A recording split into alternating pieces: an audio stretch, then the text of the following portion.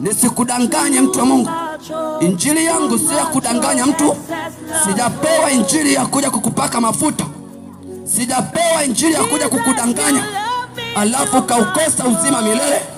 Na ile siku mimi nikaingia kwenye shida, no, sitaki.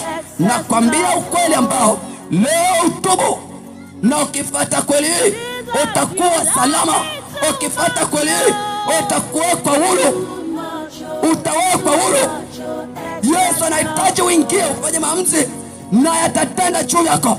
Ndio maana ukisoma kitabu cha Mithali sura ya 16 na ule mstari wa kwanza utaona neno la Mungu likieleza wazi ya kwamba maandalio ya moyo ni ya mwanadamu, bali jawabu la ulimi linatoka kwake Mungu Mwenyezi. Bwana Yesu asifiwe. Maana yake ni nini? Ni wewe ufanye maamuzi leo ya kwamba sasa mateso haya imetosha. Leo mateso haya imetosha.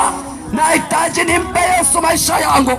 Ikiwa kama nimeambiwa juu habari ya neno ya Mungu ya kwamba yuko Yesu ambaye anaweza kutoa mzigo nilio nao, msalaba nilioubeba usiokuwa wa kwangu, leo niko tayari. Leo niko tayari kwenda kwa Yesu Kristo.